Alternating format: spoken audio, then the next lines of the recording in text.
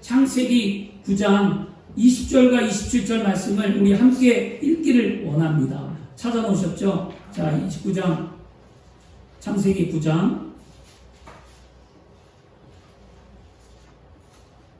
20절에서 27절 말씀입니다. 우리 함께 읽습니다.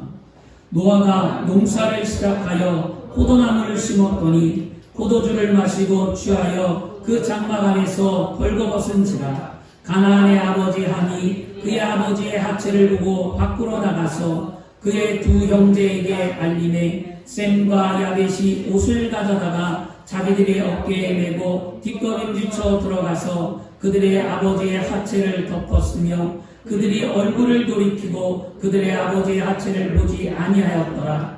노아가 수리케어 그의 작은 아들이 자기에게 행한 일을 알고 이에 이르되 가나안은 저주를 받아 그의 형제의 종들이 되리기를 원하노라 하고 이르되 셈의 하나님 야훼를 찬송하리로다. 가나안의 셈이 종이 되고 하나님이 야벳을 창대케 하사 셈의 장막에 거하게 하시고 가나안은 그의 종이 되게 하시기를 원하노라 하였더라. 아멘.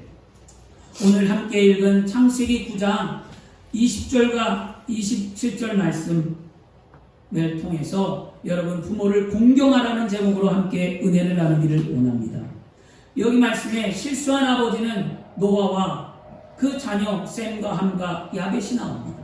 이 말씀을 읽으면서 저는 이런 생각을 해보았어요. 뭐냐면 왜 실수는 노아인 아버지가 있는데 왜 자식인 함이 벌을 받아야 할까? 라는 생각을 한 적이 있습니다. 여러분 이 성경 구절을 읽으면서 그런 의문을 가져본 적 없습니까? 잘못을 저지른 것은 분명히 아버지 노아예요. 그런데 자식이 벌을 받아요. 아버지의 잘못으로 자식이 망하고 저주를 받는다면 부모님들의 책임이 얼마나 크겠어요. 그렇죠? 그런데 여러분 이 말씀의 초점은 노아의 실수에 있는 것이 아니라 자녀들의 태도에 초점이 있습니다.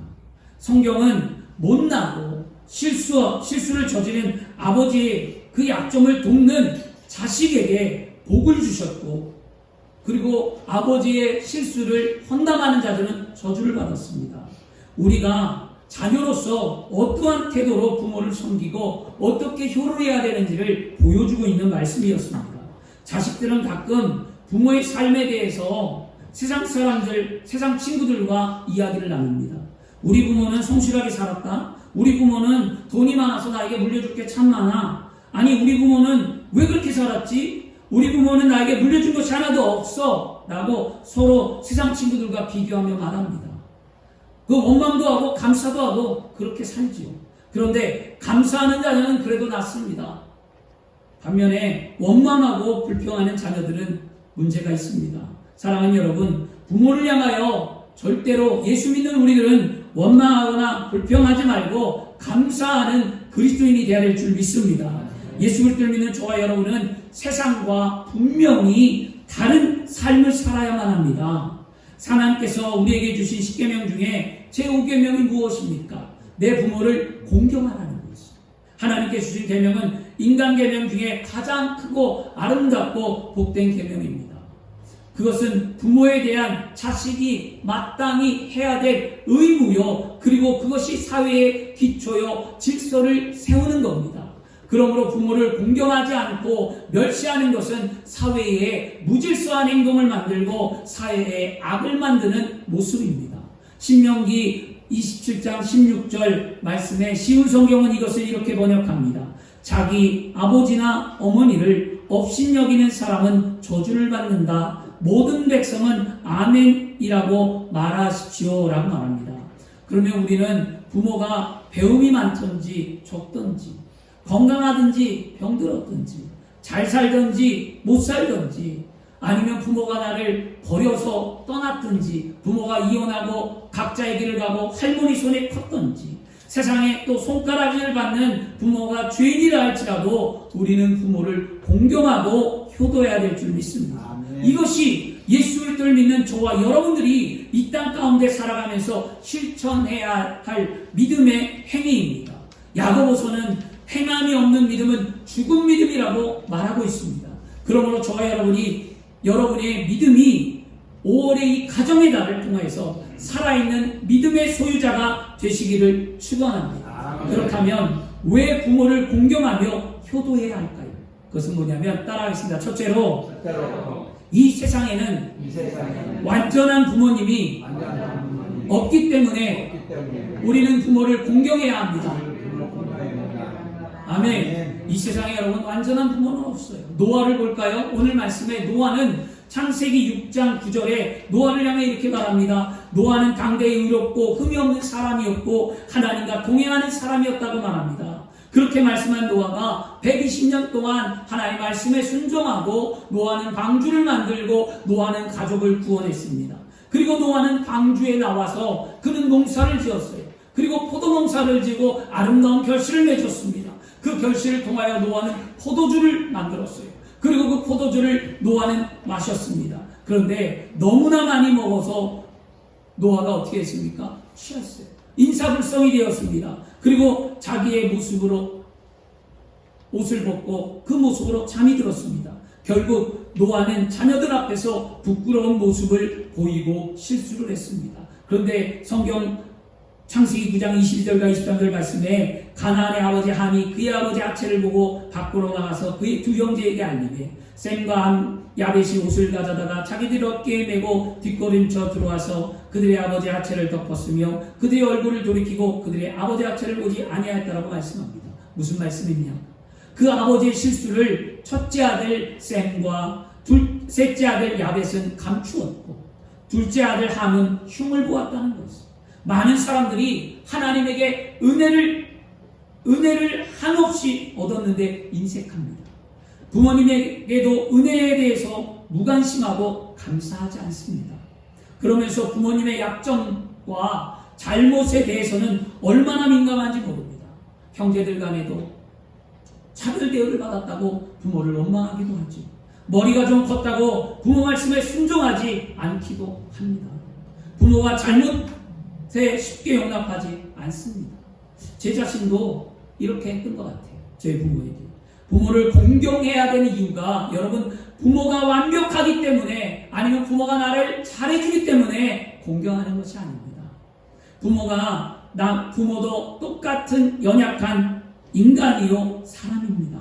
그러나 부모를 공경하는 것은 우리가 왜 합니까? 하나님이 만들어 놓은 질서요 하나님이 만들어 놓은 계명이기 때문에 예수를 믿는 우리는 반드시 지켜야 합니다. 아멘. 성경 어디에도 여러분 어떤 부모만 공경하라고 구분되어 말한 적이 없습니다. 완벽하든지 완벽하지 않든지 나에게 잘해주든지 잘못하든지 어떠하든지 부모이기 때문에 성경은 반드시 공경하라고 말씀해주고 있습니다.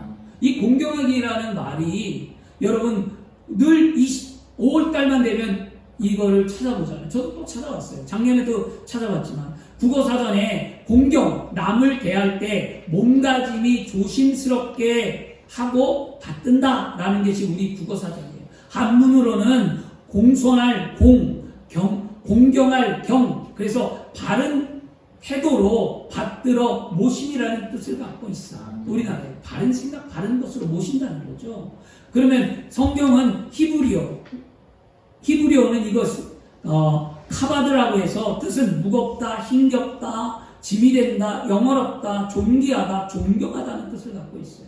그 다음에 헬라어에는 이거는 티마오라고 해서 존경할 만하다고 여김을 받다, 선물하다, 그 다음에 보상해주다, 구별하여 상을 수여하다는 뜻을 가지고 있습니다. 그렇다면 여러분 이 공경이라는 단어를 우리나라 말과 여러분 성경을 다 종합해 보면 무슨 뜻이냐 이거예요. 우리가 예의 바른 태도를 가지고 나의 사랑하는 부모님께 존경하는 마음으로 선물을 드리는 것이 공경이라는 거예요.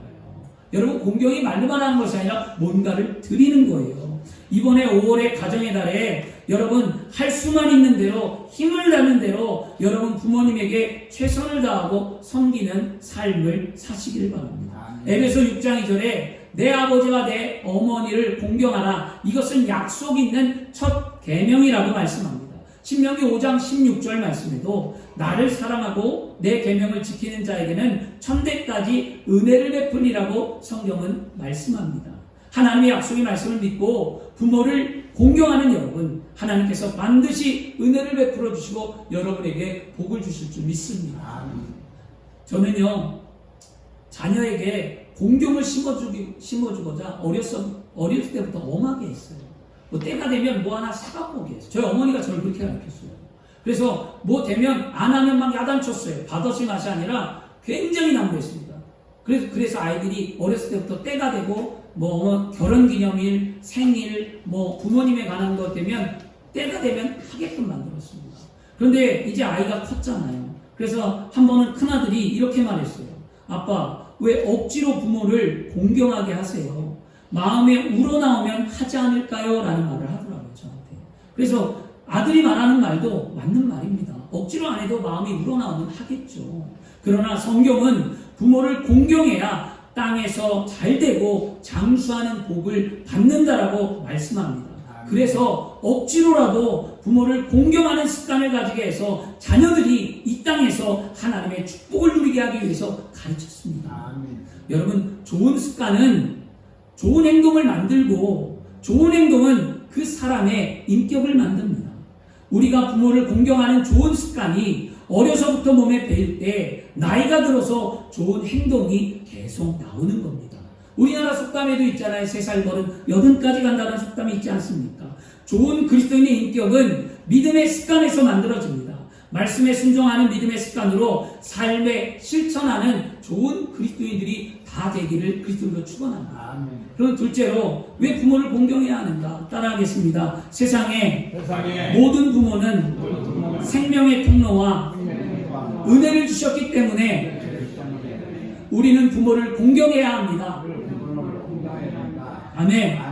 하나님께서 이 땅에서 죽을 수밖에 없었던 우리에게 예수 그리스도 독생자 예수 그리스도의 십자가의 은혜로 말미암아 우리에게 생명을 주셨고 우리에게 영원한 삶을 살도록 허락해 주셨습니다. 이 은혜에 감사해서 저와 여러분은 하나님 앞에 예배하는 삶을 살아가고 있는 겁니다. 그런데 여러분, 하나님과 부모님과의 공통점이 있어요. 그건 뭐냐면 바로 우리에게 생명을 주신 것과 우리에게 사랑의 은혜를 주셨다는 사실입니다. 부모 없이 태어난 사람은 이 땅에 아무도 없습니다. 모든 사람이 부모를 통해 생명을 선물로 받습니다. 그러므로 생명의 은혜를 주심에 감사하며 부모를 공경하시길 바랍니다. 또 부모의 사랑은 하나님이 주신 고유한 성품이에요. 그래서 가장 희생적이고 진실하고 가장 안정적이기 때문에 우리가 부모에 대한 은혜에 감사해야 될 줄 믿습니다. 여러분, 연어와 가물치라는 물고기를 혹시 아십니까? 연어와 가물치? 이 이야기에 재미난 이야기가 있어요. 연어는 깊은 물 속에 사는 어미 연어는 알을 낳은 후에 어떻게 하냐? 알을 낳은 후에 어미 연어는 떠나지 않아요, 그 자리를. 왜냐하면 그것은 부화된 새끼들이 먹이를 찾을 수 없기 때문에 어미 연어가 대신 그 새끼들의 먹이가 되어져요. 그래서 새끼들은 태어나자마자 어미 연어의 살을 뜯어먹고 자랍니다. 그러고 난 다음에 결국에 이 어미 연어는 뼈만 남은 채 죽고 맙니다. 그렇게 어미의 살을 먹고 자라는 거죠. 이를 통해 우리에게 위대한 모성애의 교훈을 줍니다. 그래서 연어를 모성애의 물고기다라는 말을 합니다. 그런데 가물치는 이렇습니다. 가물치는 알을 낳은 후 가물치는 바로 눈을 실명해요. 가물치는. 그 후에 먹이를 찾을 수 없고 배고픔을 가물치는 참아야 됩니다. 눈을 뜰 때까지. 그때에 갓 태어난 가물치가 알을 낳아서 태어난 가물치의 새끼들이 엄마의 가물치가 죽지 않도록 그 입에 자신이 희생하며 그 가물치를 살립니다. 그래서 가물치가 눈을 뜰 때 되면 이 가물치가 생존하는 게 10%도 안 돼요. 알을 수천 마리를 낳는데 그 수천 마리 중에 10%만이 살아남는다고 합니다. 그래서 이 가물치를 효자 물고기라고 합니다. 어머니를 살리기 위해 자신이 희생하는 것. 이 오늘을 사는 여러분, 우리는 연어와 같은 모성애는 받고 살았으면서도 가물치 같은 효심을 주지 못한 자녀는 아닐까라는 생각을 해보며 반성해 봅니다. 저도 이것을 읽으며 반성합니다. 분명히 말하기를 신명기 5장 16절 말씀에 너는 내 하나님 야훼께서 명령하신 대로 내 부모를 공경하라. 그리하면 내 하나님 야훼께서 내게 준 땅에서 내가 생명이 길고 복을 받으리라고 말씀합니다. 우리는 이 세상에 부모를 통해 생명을 얻고 태어났습니다. 사랑하는 여러분, 생명의 주인이 하나님이시라면, 생명의 주인이 하나님이시라면 그 생명을 이 땅 가운데에 통로로 쓰시는 것은 부모라는 거였어요. 그것을 잊지 아니하시길 바랍니다. 우리 부모로부터 받은 은혜가 얼마나 많습니까? 고슴도치도 자기 새끼를 사랑한다는 말이 있어요. 우리 부모는 우리를 피로 낳았습니다. 눈물로 가르쳤어요. 땀 흘려 교육시켰어요. 자녀가 잘 되기를 바랬습니다. 그런데 이렇게 말하는 자녀들이 있어요. 우리 부모는 안 그랬어요. 나에게 해준 게 없어요. 라고 말합니다. 그건 부모님을 자신이 다 안다고 말하지만 그것은 착각입니다. 부모를 다 모르기 때문에 자기 눈높이, 자기 기준에서 부모를 바라봤기 때문입니다. 세상에 어떤 부모가 자기 자녀가 부모보다 더 훌륭하게 되기를 바라지 않는 부모가 어디 있겠습니까? 세상을 믿음으로 사랑하는 여러분, 반드시 말씀에 순종하십시오. 그리고 그리스도인의 삶이 무엇인지 세상에 반드시 드러내는 삶을 사십시오. 세상 사람들은 그렇게 한다 할지라도 우리는 예수를 믿고 하나님의 자녀라면 말씀대로 살아가야 하나님의 은혜와 축복을 누리는 삶이 되는 줄 믿습니다. 아멘. 오늘 말씀에 함은 아버지에게 받은 생명과 은혜를 잊어버렸기 때문에 아버지 노아에게 실수를 하고 맙니다. 노아의 아들 함이 아버지를 위해서 무엇을 그가 잃어버렸을까요? 그 아버지를 통하여 영적인 구원을 얻고 홍수의 심판에서 건진받고 생명을 얻었다라는 사실을 함은 잊어버렸습니다. 그리고 아버지를 흉을 보고 형제들 앞에 흉을 보았습니다. 또한 부모에게 받은 은혜를 생각하고 감사했더라면 다른 형제들처럼 아버지의 치부를 감추고 실수를 덮어주었을 거예요. 그러나 함은 잊어버렸어요. 아버지에게 받은 생명과 아버지에게 받은 은혜, 그것을 망각하고 노아에게 실수를 하고 납니다. 그런데 그 결과가 무엇이냐? 그 결과는 저주를 받았다는 거였어요. 신명기 27장 16절에 분명히 그 부모를 경홀히 여기는 자는 저주를 받을 것이다 라고 말씀합니다. 그러므로 부모를 통해 우리가 받은 생명과 은혜는 천하보다도 귀한 겁니다. 이 생명과 은혜가 누굴 통해서 왔는가? 바로 부모를 통해 왔습니다. 부모가 아니면 나의 아버지, 나의 어머니가 아니면 내가 태어날 수 없습니다. 지금 이 땅에 내 부모가 없다 하더라도 나의 어머니, 아버지가 없으면 태어날 수 없잖아요. 따라서 부모를 귀하게 여기는 것이 이유를 막론하고 그리스도인들은 마땅히 해야 될 본분이라는 사실을 기억하십시오. 그런데 부모에게 이런 대못을 박는 소리를 하는 자녀들도 있죠. 이렇게 살게 하려면 왜 태어나게 하냐고, 낳았다고 부모냐, 잘 길러야 되지 않느냐, 나에게 해준 게 무엇이냐 라는 말을 하죠. 저도 그랬어요. 부모에게. 저도 이 말을 제가 했던 말이에요. 부모에게. 그래서 상처를 부모에게 줬는데 저는 이 설교를 준비하면서 한 청년이 저에게 이런 말을 해준 게 문득 떠올랐습니다. 이 청년이 이렇게 얘기했어요. 부모에게 대못을 박는 말을 하면 결국 자신에게 압정이 박힌다는 사실을 왜 모르는지, 서로 상처가 된다는 것을 왜 모르는지 모르겠다고 저에게 하더군요.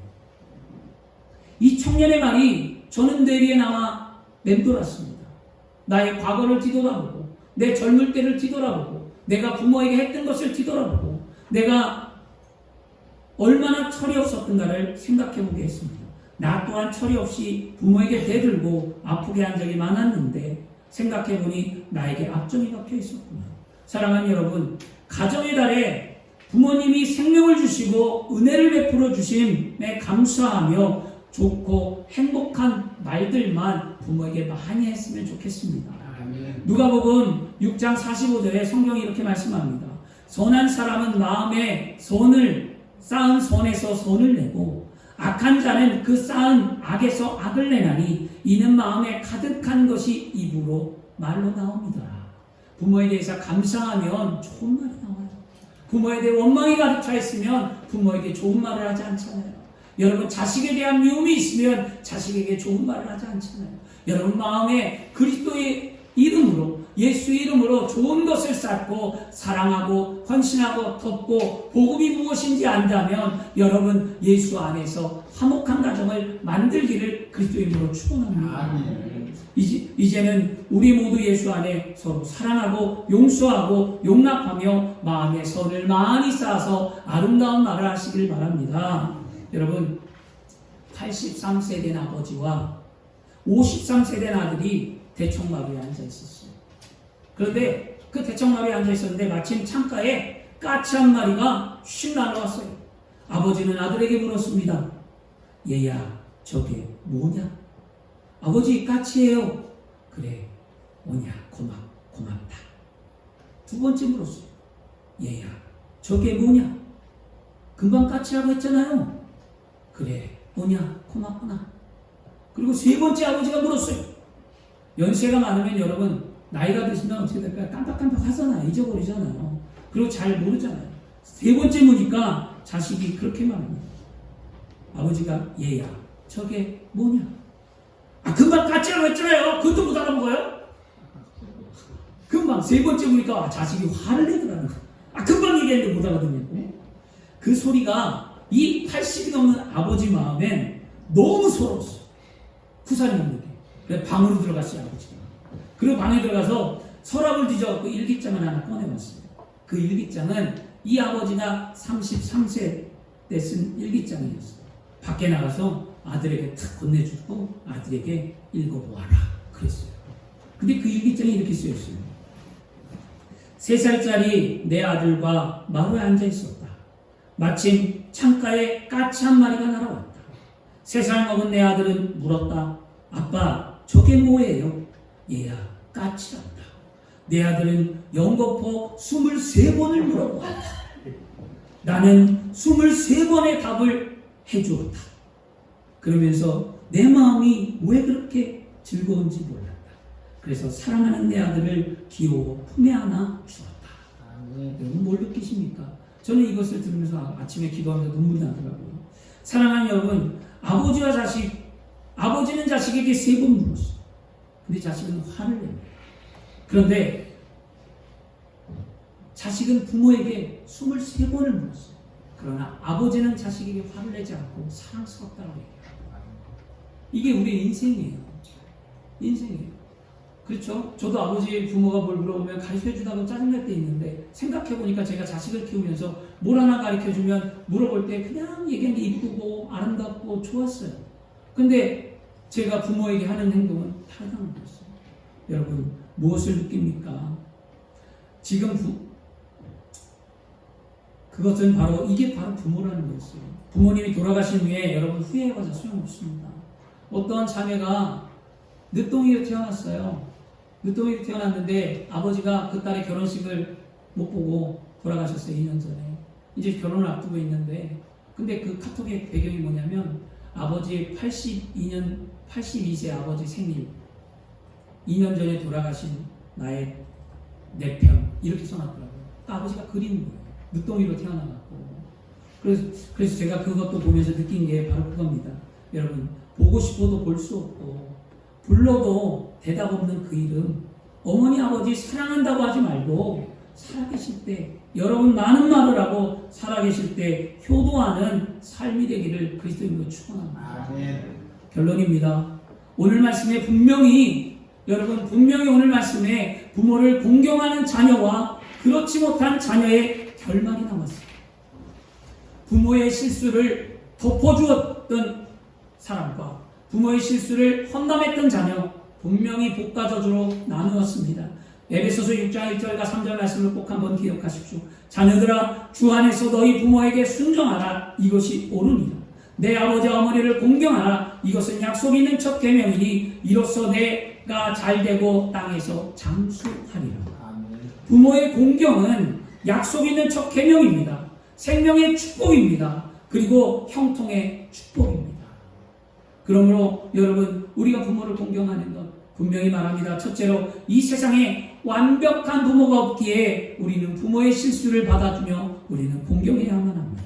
둘째로 우리는 이 세상의 모든 생명은 바로 부모로부터 왔기에 부모를 공경하고 부모에게 받은 은혜가 내가 생각하는 것보다 훨씬 많다는 것을 깨닫고 부모를 공경하시길 바랍니다. 부모 공경하는 것 말처럼 쉬운 것 분명히 아닙니다. 그러나 우리 하나님 아버지가 가르쳐 주신 원리가 분명히 있습니다. 우리를 돕는 성령 안에 하나님 앞에 기도하십시오. 성령님 도와달라고 말하십시오. 그리고 부모를 공경하는 그리스도인이 되십시오. 그리고 부모를 존경스러운 부모든 존경스럽지 못한 부모들 할지라도 여러분 부모를 섬기고 공경해야만 합니다.